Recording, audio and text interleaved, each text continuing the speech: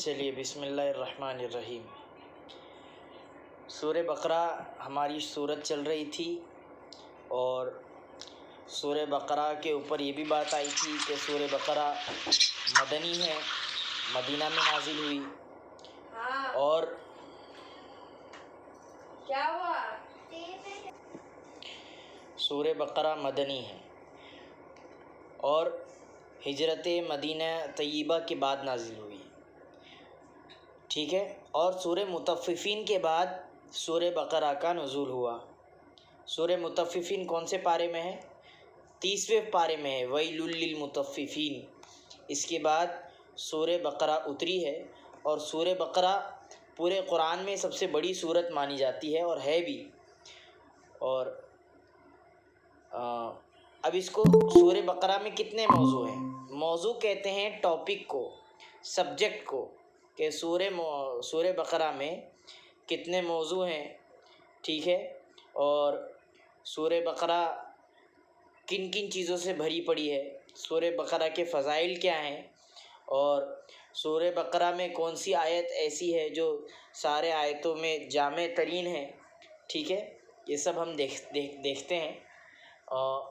چلیے شروع کرتے ہیں۔ تو سورہ بقرہ کی فضیلت کیا ہے؟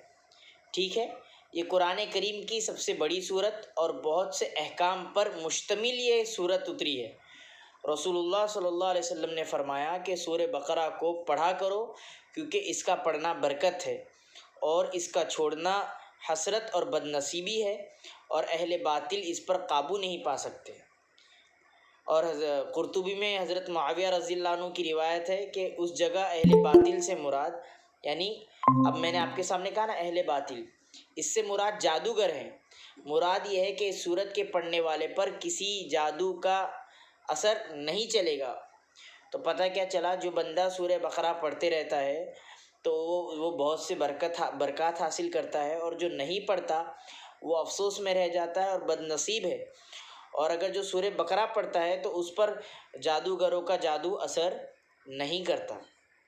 اور حضور صلی اللہ علیہ وسلم نے فرمایا کہ جس گھر میں سورہ بقرہ پڑھی جائے شیطان وہاں سے بھاگ جاتا ہے۔ یہ ابن کثیر کی روایت ہے۔ اور رسول اللہ صلی اللہ علیہ وسلم نے فرمایا سورہ بقرہ کا ایک نام کیا ہے؟ سنام القرآن ہے، اور ایک نام سورہ بقرہ کا ذراوۃ القرآن ہے۔ سورہ بقرہ کا ایک نام کیا ہے؟ سنام القرآن۔ سورہ بقرہ کا ایک نام سنام القرآن ہے اور دوسرا نام ذروۃ القرآن ہے، ٹھیک ہے۔ اب ان دونوں کا مطلب کیا ہے؟ ان دونوں کا مطلب یہ ہے کہ ہر چیز سے بہتر، اعلیٰ، افضل حصہ اس کو کہا جاتا ہے، ٹھیک ہے۔ اس کی ہر آیت کے نزول کے وقت، اس کی سورہ بقرہ کی ہر آیت کے نزول کے وقت 80 فرشتے اترتے تھے، ٹھیک ہے۔ یہ کہاں ملے گی آپ کو روایت؟ ابن کثیر میں اور مسند احمد میں، کہ سورہ بقرہ کی ایک ایک آیت، ہر آیت کے نزول کے وقت 80 فرشتے اس کے ساتھ نازل ہوتے تھے، ایسا کہا جا سکتا ہے۔ اور حضرت ابو ہریرہ کی ایک حدیث میں ہے کہ اس سورت میں ایک آیت ایسی ہے جو تمام آیت قرآن میں اشرف اور افضل ہے۔ اور وہ کون سی سورت اور وہ کون سی آیت ہے ہم سب جانتے ہیں۔ سورہ بقرہ کی کون سی آیت ہے جو سارے آیتوں کی جامع ترین آیت سمجھی جاتی ہے؟ آیت الکرسی۔ جی ویری گڈ، آیت الکرسی ہے۔ حضرت عبداللہ ابن مسعود نے فرمایا کہ سورہ بقرہ کی 10 آیتیں ہیں کہ اگر کوئی آدمی ان کو رات میں پڑھ لے تو اس رات کو جن شیطان اس کے گھر میں داخل نہیں ہوں گے، اور اس کو اگر اس کے اہل و عیال یعنی رشتہ دار گھر والوں میں پڑے گا تو اس رات میں کوئی آفت، بیماری، رنج و غم وغیرہ کوئی چیز اس کو پیش نہیں آئے گی۔ اور اگر یہ آیت کسی مجنوں پر پڑھی جائے جو دماغ سے یعنی اچانک اس کو مدہوشی لاحق ہو گئی، ٹھیک ہے، تو اس کو وہ ٹھیک ہو جائے گا۔ وہ 10 آیتیں یہ ہیں۔ کون سی آیتیں ہیں؟ 10 آیتیں دیکھو، یہ لکھ کر لو۔ نمبر 1، 4 آیتیں شروع کی سورہ بقرہ کی 4 آیتیں ہیں، سورہ بقرہ کی 4 آیتیں شروع کی ہے۔ پھر 3 آیتیں ہیں، پھر درمیانی یعنی آیت الکرسی، اور اس کے بعد کی 2 آیتیں ہیں جو آمن الرسول بما انزل الیہ من ربہ والمؤمنون سے شروع ہوتی ہے، ٹھیک ہے۔ اب ابن العربی रहमतुल्लाह अलैह हाँ ना, क्या शुरू की 4 आयत और उसके बाद की और 3 क्या था? आयत, उसके बाद की 3 आयत। मतलब उस शुरू के 7 आयत पूरे हुए ना फिर? हाँ, अच्छा, और बाकी की 3? बाकी की आयतुल कुर्सी एक हुई हाँ और हाँ, आखिर के 2 आयतें। ओके। काशिफ भाई समझ रहा है? आज चुप हो गई है। अच्छा अच्छा अच्छा अच्छा अच्छा, ठीक है। इब्नुल अरबी फरमाते हैं कि मैंने अपने बुज़ुर्गों से सुना है। अब सूरह बकरा के बारे में इब्नुल अरबी क्या फरमाते हैं कि मैंने अपने बुज़ुर्गों से सुना है कि सूरह बकरा में 1000 अम्र यानी हुक्म है, 1000 करने वाले काम हैं और 1000 कामों से मना किया गया है और 1000 हिकमतें हैं यानी विजडम की बातें छुपी हुई हैं और 1000 ख़बर और क़िसस हैं यानी किस्से और ख़बर जो पिछले कौमों के हालात गुज़रे हैं। तो सूरह बकरा ही 2.5 पारे की है और उसके अंदर 1000 अम्र है, 1000 नहीं। अम्र कहते हैं करने को, हुक्म, और 1000 नहीं रोकने को।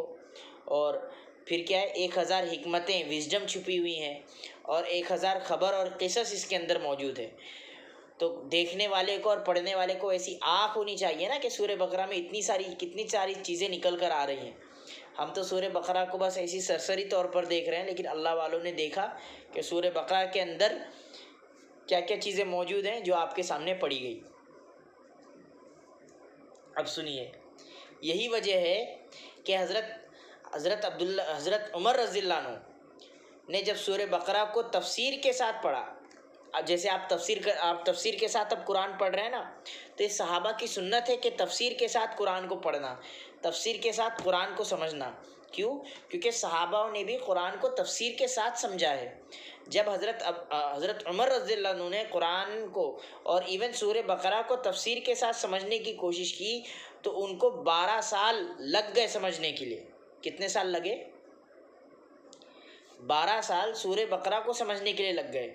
और हज़रत अब्दुल्ला बिन उमर ने ये सूरत 8 साल में पढ़ी, कुर्तुबी की रिवायत है। तो आपको 1 साल में हम सूरह बकरा और उसके आगे की सूरतें भी सिखा रहे हैं, तो कितना, यानी हम उसका कुछ ज़र्रा भी नहीं सीख पाएंगे। समझ रहे हैं? अब सूरह बकरा क्या है? देखिए, सूरह फातिहा जो है कुरान का मुकद्दमा था, परफेज़ था, ठीक है। हम वहाँ पर आपको ज़िक्र किए थे कि इहदिना सिरातल मुस्तकीम, ऐ अल्लाह हमको सीधे रास्ते पर चला। अब सीधा रास्ता क्या है? इहदिना यहाँ पर आया, हिदायत का ज़िक्र आया। हमने आपसे बताया कि हिदायत के 3 दर्जे हैं, इहदिना सिरातल मुस्तकीम। फिर अल्लाह यहाँ पर फरमा रहा है कि ज़ालिकल किताबु ला रैब फ़ीह, कि ये किताब है हिदायत की जिसमें कोई शक नहीं है। फिर क्या है? हुदन लिल मुत्तकीन, और मुत्तकियों के लिए हिदायत है। अब यहाँ पर हिदायत की कौन सी किस्म मुराद है? यहाँ पर मोइन तीसरी किस्म मुराद है हिदायत की। वहाँ हमने दुआ की इहदिना सिरातल मुस्तकीम, यहाँ पर अल्लाह तबारक व तआला जवाब दे रहे हैं कि ज़ालिकल किताब, ये वो किताब है जिसमें कोई शक नहीं है, ला रैब फ़ीह, इसमें कोई शक नहीं है, हुदन लिल मुत्तकीन, और मुत्तकियों के लिए, अल्लाह से डरने वालों के लिए, गुनाह से बचने वालों के लिए ये हिदायत वाली किताब है, रास्ता दिखाने वाली किताब है। तो वहाँ हमने अल्लाह से दुआ की और फ़ौरन अल्लाह ने दुआ को कबूल करके ये सूरत हमारे सामने पेश कर दी, और ये पूरी सूरत सूरह फातिहा का खुलासा है। बात समझ में आ गई?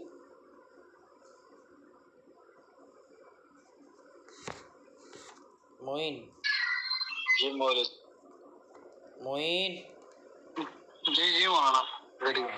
जरा बोलो म्यूट ऑन करके। अब इतने मौलाना, एक सवाल था कि इसका तफसीर के नोट्स कैसे बनाए? मतलब अलहम्दुलिल्लाह शरीफ तक तो ठीक था, फिर सूरह बकरा और आगे ऐसी भी सूरह आएगी मतलब जो हमें याद नहीं है। तो मैं बोलूँगा ना, जो नोट करो तो नोट करो। मैंने जो कुछ चीज़ें बताया अभी नोट करने के लिए, तो किए नोट? तो वो सब किया नोट्स जी। हाँ, तो जो चीज़ मैं बोलूँगा नोट करने की, उसको फ़ौरन नोट करते रहना। अब ये आगे की चीज़ नोट करो। अब सूरह फातिहा के अंदर 5 سبجیکٹس چھپے ہوئے ہیں، یعنی 5 سبجیکٹ پر سورہ فاتحہ مشتمل ہے، جس کو موضوع کہا جاتا ہے. ٹھیک ہے. نمبر 1 توحید، نمبر 2 رسالت، ٹھیک ہے، نمبر 3 انفاق فی سبیل اللہ، اور نمبر 4 جہاد فی سبیل اللہ. قرآن سورہ بقرہ کے 4 موضوع ہیں. سورہ بقرہ کے کتنے موضوع ہیں؟ 4 موضوع ہیں، 5 نہیں ہے. سورہ بقرہ کے 4 موضوع ہیں. ٹھیک ہے. نمبر 1 توحید، نمبر 2 رسالت، نمبر 3 انفاق فی سبیل اللہ یعنی اللہ کے راستے میں خرچ کرنا، اور نمبر 4 جہاد فی سبیل اللہ. بات سمجھ میں آئی؟ تو سورہ بقرہ کے تھوڑا دھیرے دھیرے بولے ایک ایک کر کے، نوٹ ڈاؤن کر دیتا ہوں. یہ تو مفسرین کی رائے یہ ہے، جمہور کی رائے، کہ 4 مضامین سورہ بقرہ میں ہیں. نمبر 1 توحید، نمبر 2 رسالت، نمبر 3 انفاق فی سبیل اللہ یعنی اللہ کے راستے میں خرچ کرنا، اور نمبر 4 جہاد فی سبیل اللہ اللہ کے راستے میں جہاد کرنا. یہ 4 مضامین ہیں. لیکن معارف القرآن میں سورہ فاتحہ کا خلاصے کے طور پر 3 مضامین ذکر کیے گئے ہیں، جو آپ کی سلیبس کی کتاب ہے. سورہ فاتحہ کی بنیادی 3 مضامین، یعنی اب معارف القرآن میں 3 مضامین ہیں. نمبر 1 اللہ تعالیٰ کی ربوبیت، نمبر 2 ٹھیک ہے اسی کو عبادت کے لائق سمجھنا، اور نمبر 3 ہدایت کی طلب کرنا. ٹھیک ہے، نمبر 3 ہدایت کی طلب کرنا. تو یہ معارف القرآن میں ہے. پھر اس کا بنیادی اصول کیا ہے؟ اس کے بعد اس صورت میں اول ایمان کی بنیادی اصول ذکر کیے گئے ہیں. اب دیکھیں ذالک الکتاب لا ریب فیہ ھدی للمتقین، تو یہاں سے ایمان کے بنیادی اصول ذکر کیے جا رہے ہیں. تو نمبر 1 توحید ہے، نمبر 2 رسالت ہے، اور نمبر 3 آخرت ہے. ٹھیک ہے. پھر پھر اس میں کیا ذکر کیا گیا؟ سورہ بقرہ میں ذکر کیا گیا ہے عبادات کے بارے میں، معاملات کے بارے میں کہ آپ کو لین دین کیسا کرنا ہے، معاشرت کے بارے میں آپ کو سوسائٹی میں کیسے رہنا ہے اخلاق کے ساتھ، اور اپنے ظاہر کو بھی سنوارنا ہے اور اپنے باطن کو بھی سنوارنا ہے. ٹھیک ہے. یہ سورہ بقرہ کا کچھ خلاصہ تھا شارٹ میں. پورے سورہ بقرہ کا خلاصہ اگر آپ کو کہا جائے کہ سورہ بقرہ کا پورا خلاصہ آپ کچھ لفظ میں بیان کرے، تو آپ یہ ایسا بیان کیجئے کہ دیکھیے سورہ بقرہ کے جو مین سبجیکٹس ہیں وہ 4 ہیں. نمبر 1 توحید ہے، نمبر 2 رسالت ہے، نمبر 3 کیا ہے؟ انفاق فی سبیل اللہ، اور نمبر 4 جہاد فی سبیل اللہ. ٹھیک ہے. یہ 4 چیز سورہ بقرہ کا سبجیکٹ ہے. پھر اس میں 3 مضامین اہم ہیں، 3 مضمون اہم ہیں. نمبر 1 توحید ہے، نمبر 2 رسالت ہے، اور نمبر 3 آخرت ہے. ٹھیک. ایمان کے موضوع میں ذکر کیے گئے ہیں یہ سب چیزیں.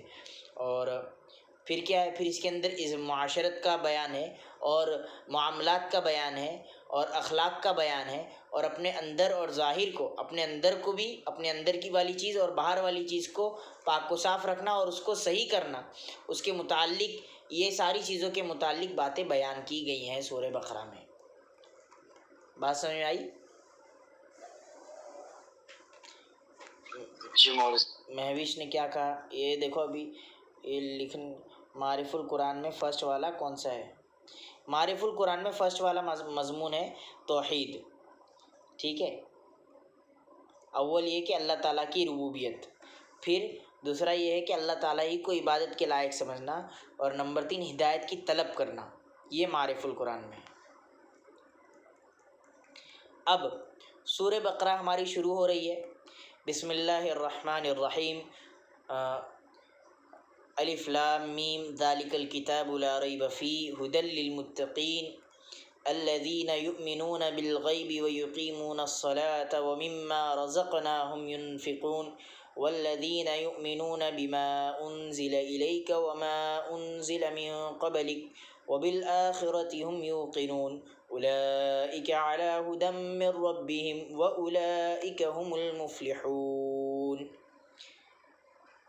الف لام میم. اللہ اعلم بمرادہ. جب بھی یہ دیکھیے الف لام میم یہ حروف مقطعات ہیں. مقطعات کا اصل لفظ قطع سے ہے، یعنی کٹنا.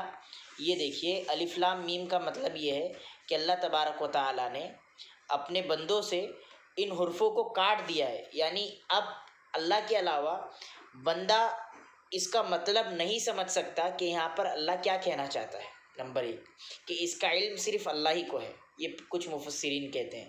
کچھ مفسرین کہتے ہیں کہ الف لام میم اللہ و رسولہ، کہ اللہ اور اس کا رسول اس کی مراد کو جانتا ہے. یعنی صرف اللہ اور رسول جانتا ہے، باقی امت اس کے مطلب کو نہیں جانتی. سوال یہ پیدا ہوتا ہے کہ رسول نے اپنی امت کو اس کا مطلب بیان کیوں نہیں کیا؟ جواب اس کا یہ ہے کہ ہر بات امت کو اور لوگوں کو، قوم کو نہیں بتائی جاتی. کچھ بات ایسی ہوتی ہے جو راز میں ہوتی ہے، اور وہ راز میں رہنا ہی امت کے فائدے کے لیے ہے. وہ راز میں رہنا ہی امت کے فائدے کے لیے ہے. بات سمجھ میں آئی؟ تو فار ایگزامپل میں اور معین یہاں پر ہے، ٹھیک ہے، اور یہ سمجھیے کہ معین کو میں کچھ کوٹ ورڈ کہہ رہا ہوں. معین اور میرے درمیان ہی وہ راز ہے صرف، باقی کسی کو کوئی معلوم نہیں ہے، اور نہ معلوم پڑنا یہ بہتر ہے سب لوگوں کے لیے. تو کچھ چیزیں ایسی ہوتی ہیں جو راز میں رہتی ہے عاشق اور معشوق کے درمیان. سمجھ میں آئی بات؟ حضرت ابو ہریرہ رضی اللہ عنہ کی روایت بخاری میں کہ ہمیں علم کے 2 حصے ملے. ایک حصے کو ہم نے سارے لوگوں میں تقسیم کر دیا، اور ایک حصے کو ہم نے خود اپنے پاس بچا کر رکھا. اگر ہم اس کو بتا دیتے تو لوگ ہمیں ہماری گردنوں سے اڑا دیتے. سمجھے؟ اگر میں اس علم کو بھی کھول دوں گا تو لوگ میری گردن اڑا دیں گے. تو یہ بات ہے کہ ہر چیز بتانی نہیں ہوتی ہے. سمجھدار آدمی وہی ہے جو ہر جگہ ہر ایک بات منہ سے نہ کھول دے. اب میں بھی بہت ساری چیزیں پڑھ کے آتا ہوں، دیکھ کر آتا ہوں، لیکن جو چیز آپ کے لیے مفید ہے، جو چیز آپ کو سمجھ میں آئے گی، میں وہی بتاتا ہوں. تو آپ یہ بولو گے کہ سب چیزیں کیوں نہیں آپ بتاتے ہو ایک ساتھ، جتنا آپ سب کچھ دیکھ کر آتے ہو؟ تو جواب اس کا یہ ہوگا کہ میں اگر بتانے پہ آؤں گا تو آپ کی ایک آیت بھی ایک دن نہیں چلے گی. صحیح ہے نا معین؟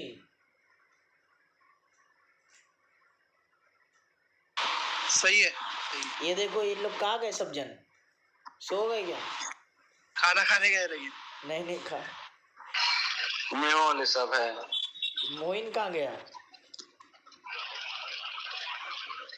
جی تو اب اس کا مطلب میں بتا رہا ہوں. الف لام میم حروف مقطعات ہیں. یعنی مقطعات کا مطلب کیا ہے کہ اللہ تبارک و تعالیٰ نے ان حروفوں کو بندوں کے ریلیشن شپ سے کاٹ دیا. یعنی بندوں کو اس کا علم نہیں ہے، صرف اللہ تبارک و تعالیٰ کو ہے. نمبر 1 یہ ہے. نمبر 2 مفسرین کی رائے یہ ہے کہ مقطعات اس لیے ہے کہ ان کا پیچھے سے بھی کوئی ربط نہیں ہے اور آگے سے بھی کوئی ربط نہیں ہے. نہ پیچھے سے کوئی ریلیشن شپ ہے، نہ آگے والی آیت سے کوئی ریلیشن شپ ہے. یہ خود اپنے اندر ایک معنی رکھتی ہے، اور اس کا معنی صرف اللہ اور اس کے رسول کو معلوم ہے. اس لیے اس کو حروف مقطعات کہا جاتا ہے. اور اس کی تفسیر ہم میں سے کسی کو کرنے کی اجازت نہیں ہے. کوئی ایرا گیرا لتو پیرا یہ کہے کہ الف لام میم کی تفسیر مجھے آتی ہے، تو یہ بات مناسب نہیں ہے. سفیان بھائی آپ کا وہ آڈیو چل رہا ہے تو آواز آ رہی ہے بہت.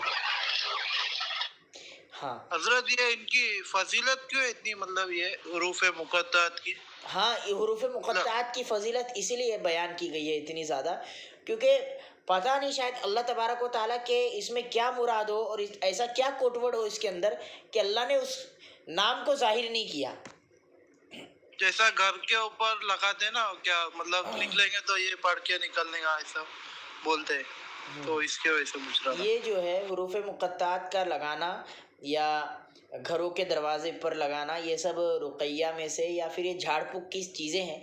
اور اگر قرآن کی آیت سے کوئی جھاڑ پھونک کرتا ہے اور جائز جھاڑ پھونک ہے تو اس کے کرنے میں کوئی حرج اور مذائقہ نہیں ہے.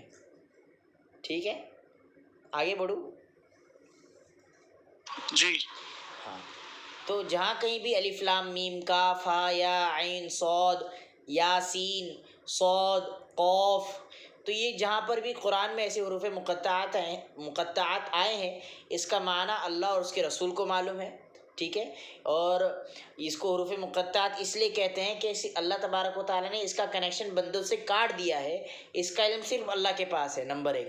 نمبر 2، حروف مقطعات، اس کو حروف مقطعات اس لیے کہتے ہیں کہ نہ اس کا پیچھے سے کوئی ربط ہوتا ہے نہ آگے سے کوئی ریلیشن ہوتا ہے. اس لیے اس کو الف لام میم کو بھی حروف مقطعات کہتے ہیں کہ اس کا ریلیشن نہ آگے سے ہے نہ پیچھے سے ہے.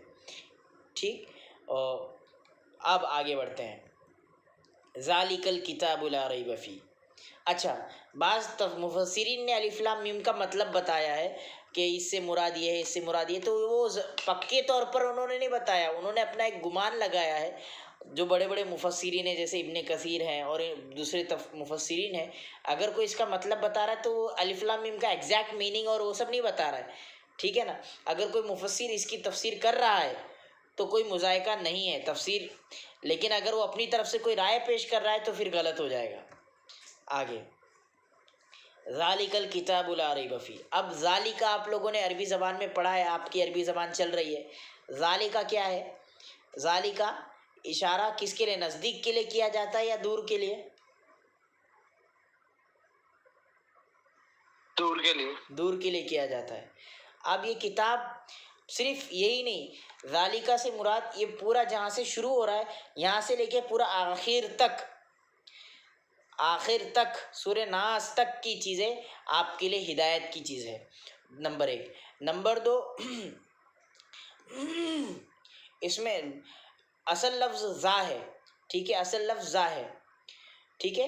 اور لکا تیرے لیے، اور ذا کبھی کبھار تعظیم کے لیے استعمال ہوتا ہے. ذالکہ کبھی کبھار تعظیم کے لیے استعمال ہوتا ہے.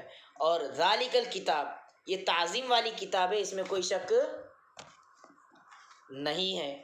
بات سمجھ میں آیا؟ اب لا ریبہ، لا کے معنی نہیں، ریبہ کے معنی شک، ہی کیا ہے؟ یہ کتاب کی طرف لوٹ رہی ہے. لا ریب فیہ، اس میں کوئی شک نہیں ہے. شک کرنے والوں کو شک ہے. کیوں شک نہیں ہے؟ دیکھو قرآن جو ہے عقل کے خلاف بات نہیں کرتا ہے. ایک ہوتا ہے عقل کے خلاف بات کرنا اور ایک ہوتا ہے عقل کے اوپر کے لیول کی بات کرنا.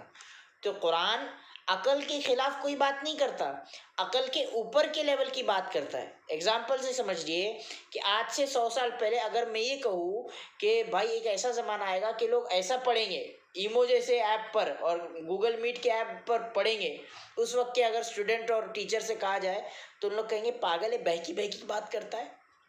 تو یہاں پر میں نے عقل کے خلاف بات نہیں کی. دیکھیے ابھی آ گیا نا، سچ ہو گیا نا، عقل کے اوپر والی بات کی.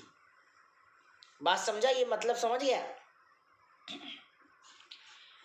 اگر اس کا مطلب آپ سمجھ جاؤ گے، اسلام عقل کے خلاف بات نہیں کرتا ہے، عقل کے اوپر کی بات کرتا ہے. جیسی جیسے زمانہ آگے آتے جائے گا عقل میں وہ باتیں آتی چلی جائے گی.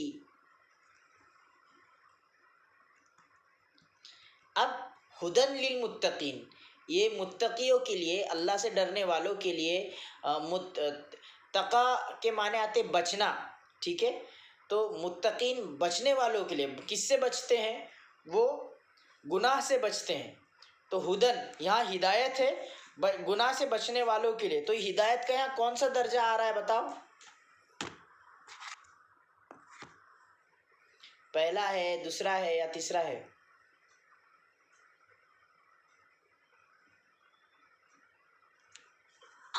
تیسرا ہے.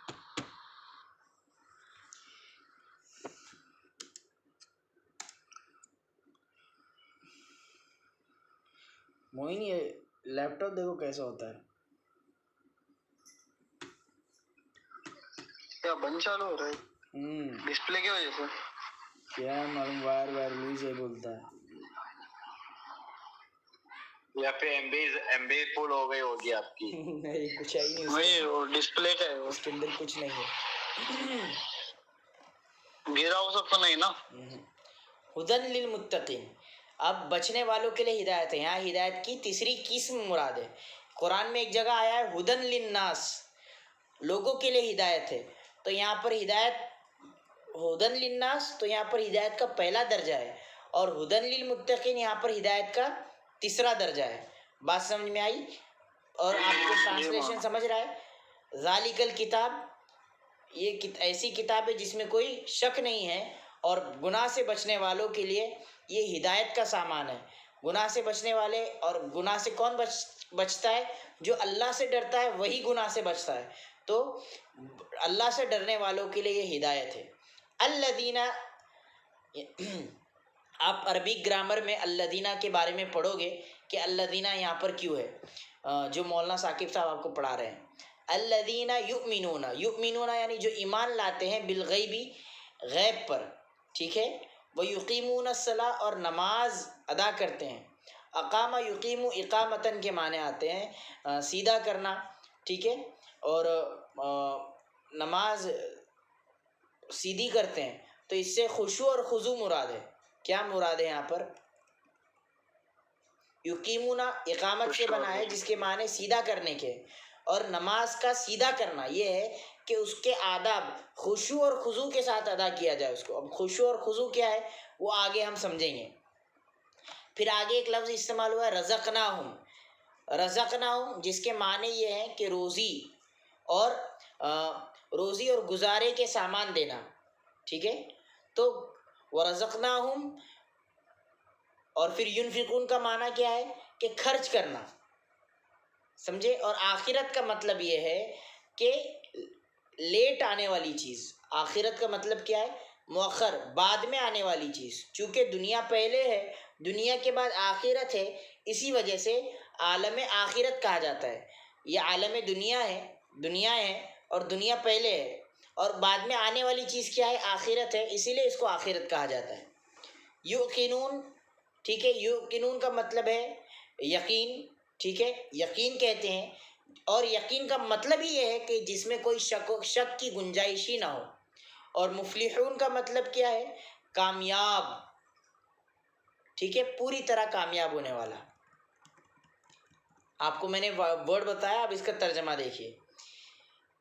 اس کتاب میں کچھ شک نہیں، اور راستہ بتاتی ہے اللہ سے ڈرنے والوں کو، ٹھیک ہے، جو یقین کرتے ہیں اندیکھی چیزوں پر، ٹھیک ہے، اور قائم رکھتے ہیں نماز کو، اور جو ہم نے روزی دی ہے وَرَزَقْنَاهُمْ يُنْفِقُونَ، اور ہم نے جو ان کو روزی عطا کی ہے، جو گزارے کے سامان ہم نے ان کو دیے ہیں، اس میں سے خرچ کرتے ہیں۔ ينفقون کے معنی خرچ کرنا، وہ خرچ کرتے ہیں اور کرتے رہیں گے، ينفقون، ٹھیک ہے۔ وَالَّذِينَ يُؤْمِنُونَ، اور جو ایمان لاتے ہیں اور لاتے رہیں گے، جو کچھ ہم نے آپ پر جو کچھ اتارا گیا ہے، الیکا سے مراد اے نبی جی ہم نے آپ پر جو کچھ اتارا ہے، اور آپ سے پہلے والے پر جو کچھ اتارا ہے، وہ ان سب پر ایمان لاتے ہیں۔ ایک ہے ایمان لانا اور ایک ہے عمل کرنا۔ یقین تو ان کا سب کتابوں پر ہے، لیکن وہ عمل کس کتاب پر کرتے ہیں؟ وہ عمل قرآن پر کرتے ہیں۔ اور وَبِالْآخِرَةِ هُمْ يُوقِنُونَ، اور آخرت کو وہ یقینی جانتے ہیں، یعنی وہ یہ جانتے ہیں کہ آخرت آنے والی ہے۔ اب یہ دیکھو، اہدنا الصراط المستقیم صراط الذین انعمت علیہم، اے اللہ ایسا راستہ بتلائیے جس پر آپ کا انعام ہوا۔ تو آپ کا انعام کن کن پر ہوتا ہے؟ اللہ تبارک و تعالیٰ یہاں یہ بتا رہے ہیں، الذین یؤمنون بالغیب ویقیمون الصلاۃ، وہ لوگ جو ایمان لاتے ہیں غیب پر اور نماز قائم کرتے ہیں، اور جو کچھ ہم نے گزارے کے سامان ان کو دیے ہیں ان میں سے خرچ کرتے ہیں، اور وہ ایمان لاتے ہیں جو کچھ آپ پر اتاری گئی ہے اور آپ سے پہلے نبیوں پر جو کچھ اتاری گئی ہے وہ ان سب پر یقین رکھتے ہیں، اور یہاں تک کہ وہ آخرت کو بھی مانتے ہیں۔ یہی وہ لوگ ہیں، اہدنا الصراط المستقیم اولئک علی ھدی، یہی وہ لوگ ہیں جو ہدایت پانے والے ہیں اپنے رب کی طرف سے، اور جب ہدایت مل جاتی ہے انسان کو، وَأُولَئِكَ هُمُ الْمُفْلِحُونَ، تو وہ انسان کامیاب ہو جاتا ہے۔ بات سمجھ میں آئی؟ جی مولانا، جی حضرت۔ ہاں، تو سمجھ گئے؟ آگے بڑھتے ہیں۔ حروف مقطعات کی بحث ہم نے آپ کو بتا دی۔ اب ذالک الکتاب لا ریب فیہ، یہاں پہ لفظ ذالک کیوں آیا ہے اس کا بھی ہم نے آپ کو بتلا دیا۔ پھر اس کے بعد ھدی للمتقین کے بارے میں بھی ہم نے آپ کو بتلا دیا۔ متقین کی خاص صفات کیا ہے؟ اس میں 2 صفات گنوائی گئی ہیں۔ ایک یہ کہ ان کے عقائد اور نظر، ھدی للمتقین الذین یؤمنون بالغیب، تو یہاں پر پہلے عقیدہ، بیلیف بتایا گیا ہے کہ ان کا یقین کیا ہے کہ وہ غیب کی باتوں پر ایمان لاتے ہیں۔ پہلے یہاں پر ان کے عقائد کو ذکر کیا گیا ہے، بعد میں اعمال کو ذکر کیا گیا ہے. یہاں میں آپ کو تھوڑا ڈیفائن کرتا ہوں، شاید نہیں سمجھا ہوگا کہ یہاں پر دیکھیے ایمان ہم دو چیزوں پر لاتے ہیں. ایک تو ہمارے عقیدے پر ہمارا فیتھ، ہمارا بلیف صحیح ہونا چاہیے. نمبر دو ہمارے اعمال صحیح ہونے چاہیے. جس بندے کا فیتھ صحیح نہیں ہے، میں بات کہتا ہوں، یہ بات آپ نوٹ کیجئے گا، جس بندے کا فیتھ صحیح نہیں ہے، جس بندے کا عقیدہ صحیح نہیں ہے، اس کا عمل اس کو آخرت میں کامیاب نہیں بنا سکتا. دنیا میں شاید اس کا انعام، اس کا بدلہ، اچھے عمل کا بدلہ دنیا میں مل جائے، لیکن آخرت میں اس کے فیتھ اور عقیدے کی بگاڑ کی وجہ سے اس کو آخرت میں کامیابی نہیں ملے گی.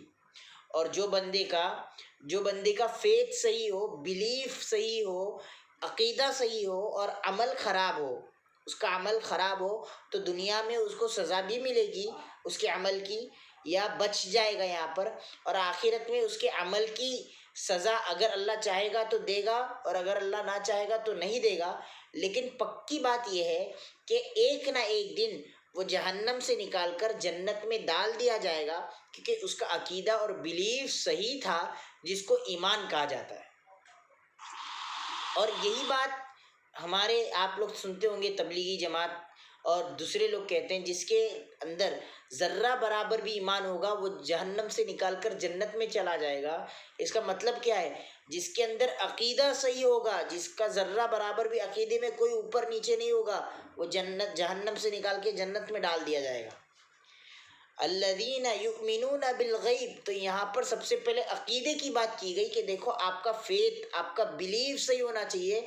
الذین یؤمنون بالغیب، یہ ہوگا شریعت میں کہ کچھ بات آپ کو سمجھ میں نہیں آئے گی، پھر بھی آپ کو ماننا پڑے گا، کیونکہ یہ شریعت کی چیز ہے، چاہے آپ کی عقل میں آئے یا نہ آئے آپ کو ماننا ہے. الذین یؤمنون بالغیب وبالآخرتی، ہم نے نہ غیب کی چیزوں کو دیکھا ہے نہ آخرت کو دیکھا ہے، لیکن ہمارا فیتھ اور بلیف پاور اتنا مضبوط ہے کہ ہم اس کو مانتے ہیں کہ غیب کی بات بھی سچ ہے اور آخرت بھی آنے والی ہے.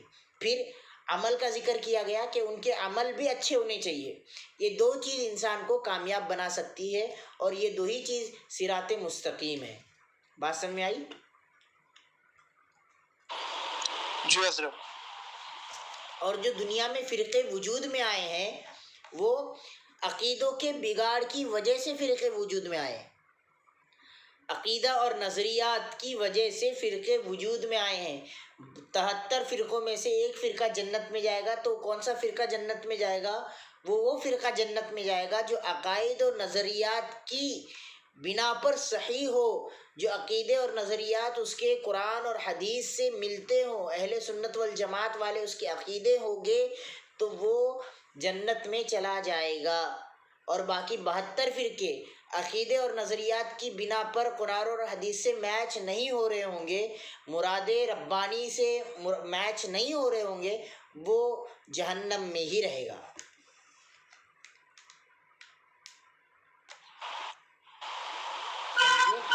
موین سمجھ گئے تم؟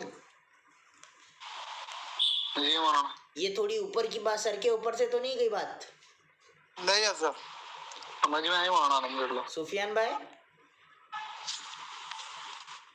وہ عقیدے میں نہیں بولے سر، سمجھا. بھی آتے ہیں نا، کیا بولے کاشف بھائی؟ علم غیب وغیرہ وہ سب، نور اور بشر، ہاں حاضر ہاں آتی ہے. ابھی اس کو تھوڑے ٹائم سے سمجھیں گے. ابھی آپ لوگ تھوڑے مضبوط ہو رہے ہیں ذہنی طور پر، تھوڑا اپنے اندر علم بھر لو گے تو پھر وہ سب بات کرنے مزہ آئے گی.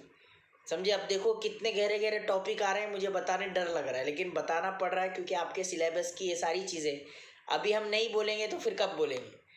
یہ چیزیں آپ کو یوٹیوب میں ملے گی اور یہ چیز آپ کو انسٹاگرام پر ملے گی، لیکن ایسی مکس ملے گی کہ انفلٹرڈ ہوگی، جس سے آپ کا ذہن خراب ہو جائے گا، آپ کہیں پر بھی پھسل سکتے ہو اگر اس کی صحیح معلومات آپ کے پاس نہیں پہنچی تو. اور کہیں لوگ ایسے ہی پھسل گئے یوٹیوب میں ایسے انفلٹرڈ ویڈیو اسلامک دیکھ کر کہ وہ بیچارے اب خود پریشان ہیں. وہ ان کو یہ سمجھ میں نہیں آ رہا ہے کہ میں رفع دین کروں یا نہیں کروں، یا میں حنفی رہوں یا شافی بنوں یا اہل حدیث بنوں، کیونکہ وہ بیچارے یوٹیوب کے ویڈیو کے شکار ہو گئے ہیں، سمجھے؟ تو عقیدوں کے بگاڑ اور اعمال کا بگاڑ ایسا امت میں پھیل رہا ہے اس چیز کو لے کر، ہمیں چاہیے کہ ان کو قرآن سے جوڑا جائے۔ دیکھیے ہم نے اپنی کوئی بات آپ کے سامنے نہیں کی، عقیدے اور ایمان کی بات قرآن سے ہم لے کر چل رہے ہیں۔ الذین یؤمنون بالغیب، عقیدہ صحیح ہوگا تو اعمال درست ہوں گے، عمل صحیح ہوگا اور عقیدہ صحیح نہیں ہوگا تو آپ بچ نہیں سکتے، نہ ادھر نہ ادھر۔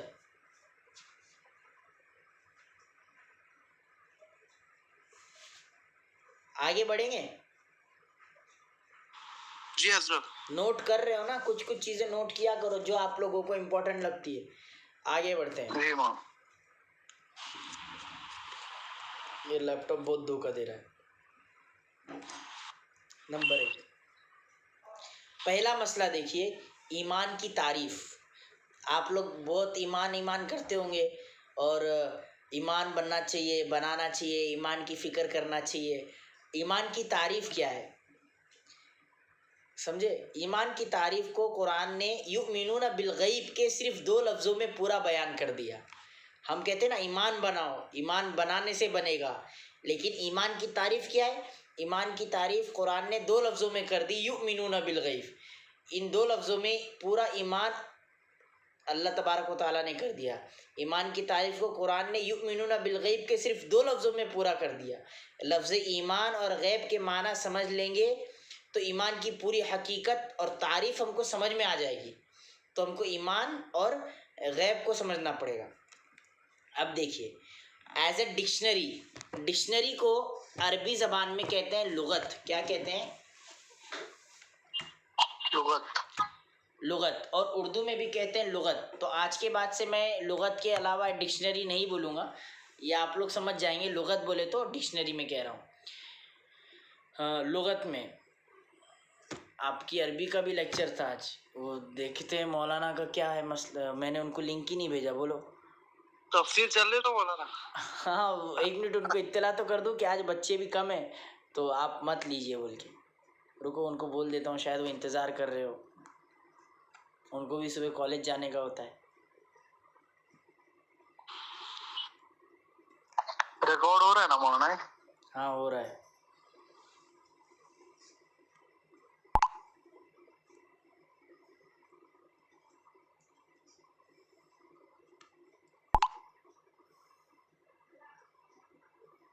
جی، لغت میں ابھی دیکھیے ایمان کی تعریف کیا ہے۔ ایمان کی تعریف یہ ہے لغت میں کہ کسی کی بات کو کسی کے بھروسے پر یقینی طور سے مان لینے کا نام ایمان ہے۔ کسی کی بات کو کسی کے بھروسے پر یقینی طور پر مان لینے کا نام ایمان ہے۔ اسی لیے محسوسات تو شواہدات میں کسی کے قول کی تصدیق کرنے کو ایمان نہیں کہتے۔ مثلا کوئی شخص سفید کپڑے کو سفید یا کالے کو کالا کہہ رہا ہے، اور دوسرا اس کی تصدیق کر رہا ہے، اس کو تصدیق کرنا تو کہیں گے، ایمان لانا نہیں کہیں گے، کیونکہ اس تصدیق میں قائل کے اعتماد کو کوئی دخل نہیں ہے۔ یعنی جس نے مانا ہے اس بات کو کہ ہاں یہ بھائی سفید ہے، اس نے بولا نا سفید ہے، ہاں جس نے بولا نا کالا ہے، ہاں، تو اس کا کوئی دخل نہیں ہے اس میں۔ کیوں نہیں ہے؟ بلکہ تصدیق کیوں اس نے کیا کہ ہاں بھائی یہ سفید ہے یہ کالا ہے، کیوں اس نے کیا ایسی تصدیق؟ بتاؤ۔ کیونکہ وہ دیکھ رہا ہے نا وہ اس کو دیکھ رہا ہے کہ سفید چیز ہے وہ کالی چیز ہے، اور میں کہہ رہا ہوں ہاں بھائی تو نے صحیح بولا، یہ سفید ہے یہ کالی ہے۔ کیوں بولا؟ کیونکہ اس نے وہ چیز دیکھا تبھی تو بولا، تو اس کو تصدیق تو کہا جائے گا، ٹھیک ہے، ایمان نہیں کہا جائے گا، بلکہ تصدیق مشاہدے کی بنا پر ہے۔ سمجھ میں آئی بات؟ اب ہم نے جو رسول خدا صلی اللہ علیہ وسلم کی باتوں کو مانا ہے وہ بغیر دیکھے مانا ہے۔ ارے بات سمجھ میں آ رہی ہے کیا؟ ہم نے رسول کی بات کو بغیر دیکھے مانا ہے۔ رسول نے کہا ہے آخرت ہے، ہم نے کہا آخرت ہے۔ رسول نے کہا کہ فرشتے ہیں، ہم نے کہا ہاں فرشتے ہیں، ہم نے مان لیا۔ رسول نے کہا جنات ہے، ہم نے کہا ہاں جنات ہے، ہم نے مان لیا۔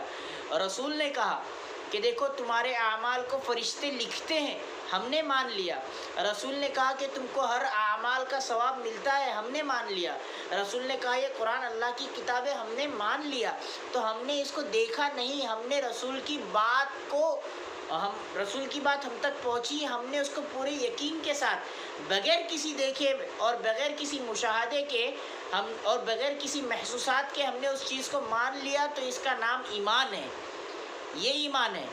اور کسی کو اگر کوئی چیز دیکھ کر اس کی بات مان رہا ہے تو وہ تصدیق ہے، وہ ایمان نہیں ہے۔ اسی لیے فرعون نے جب آخری وقت میں جب وہ سمندر میں غرق ہو گیا تو اس نے موسیٰ پر کہا تھا کہ میں ایمان لے آیا، لیکن اس وقت کا ایمان معتبر نہیں ہے۔ کیوں؟ کیونکہ اس نے مشاہدہ کر لیا تھا اپنی موت کا، تو جو چیز اس نے دیکھ لیا تو اس وقت ایمان اس کا معتبر نہیں ہوگا۔